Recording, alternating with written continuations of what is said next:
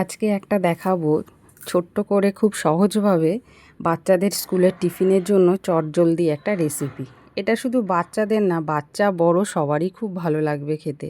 যেদিন ঘরে রান্নাবান্না করতে ইচ্ছা করবে না সেই দিনকে এইরকমভাবে এই রেসিপিটা করে খেতে পারো। খুব ভালো এবং সহজ, খুব তাড়াতাড়ি হয়েও যায়। আর বাচ্চাদের স্কুলের জন্য তো খুবই ভালো, অনেকক্ষণ পেটটাও ভরা থাকবে। এর মধ্যে সবজিও আছে, পনিরও আছে, ডিমও আছে। তো চলো দেখি। কাল রাত্রিবেলা আমি একটু বাসমতি চাল ভিজিয়ে রেখেছিলাম ভালো করে ধুয়ে, কারণ এটা একটু বাসমতির চালে করলেই ভালো হয়। তো আমি এখানে নিয়েছিলাম 2 কাপের মতন চাল।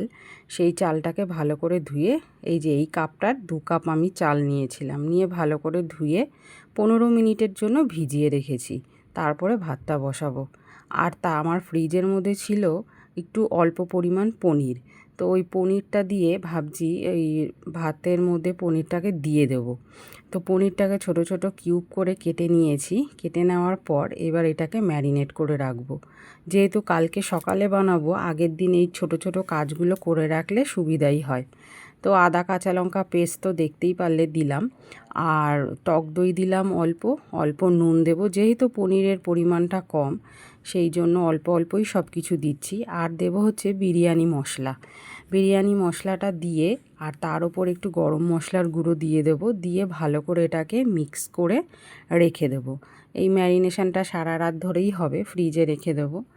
আর ছোট ছোট করে একটু সবজি কেটে নিয়েছিলাম। সবজিটা ছিল গাজর আর এই ক্যাপসিকাম। বিনস ছিল না। তো সবজি যারা বাচ্চারা অনেক সময় খেতে চায় না, এইভাবে দিলে ভাতের সাথে সবজিটাও খাওয়া হয়ে যায়। তো এবার আমি সকালবেলা উঠে কড়াইটা বসিয়ে দিয়েছি। আর এখানে তো দেখতেই পাচ্ছ সাদা তেলের মধ্যে আমি অল্প ঘি দিয়ে দিলাম। তো সাদা তেল আর ঘিটাকে ভালো করে একটু গরম করে নেওয়ার পর আমি সবজিগুলো এর সাথে ভালো করে একটু ভাজা করে নেব। আর এই সবজিটা দেওয়ার পরে আমি অল্প নুন দিয়েছি।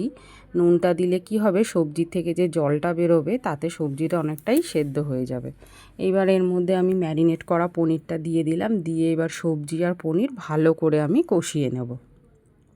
কষিয়ে নেওয়ার পর এবার তার উপর থেকে কাজু আর কিশমিশ দিয়ে দেবো। এটা আমি আগেই ভিজিয়ে রেখেছিলাম। এবার ওই কাল রাতে যে ভাতটা করে রেখেছিলাম সেই ভাতটা আমি এর ওপরে দিয়ে দেবো। ভাতটা করে রেখেছি বলতে সকালবেলা উঠে ভাত করে এত কিছু করে তো সম্ভব হবে না, ওই জন্য করে রেখেছি। আর আগের দিনে কাজগুলো গুছিয়ে রাখলে পরের দিন একটু তাড়াতাড়িই হয়। ভাতটা দেওয়ার পর ওপর থেকে আমি বিরিয়ানি মশলা আর একটু দিয়ে দিচ্ছি ছড়িয়ে, তাহলে গন্ধটা ভালো থাকবে। আর হচ্ছে একটু ডিমের ভুজিয়াও করে নিয়েছিলাম, যেহেতু আমার তিন্নি মিশুক দুজনেই ডিমের ভুজিয়া খেতে খুব ভালোবাসে। আর তার জন্য এটা এইভাবে দিয়ে দিলাম। দিয়ে এবার ভালো করে আমি ভাতটাকে নাড়াচাড়া করে মিক্স করে নেব। ওপর থেকে একটু নুন দিয়ে দিচ্ছি আর দিয়ে দেব অল্প স্বাদ অনুযায়ী চিনি। এবার একটু মিষ্টি মিষ্টি হলেও ভালো লাগবে খেতে। তো সব কিছু দেওয়ার পরে ভালো করে এটাকে আমি মিক্স করে নিয়েছি। নেওয়ার পরে এই পজিশানে এসছে।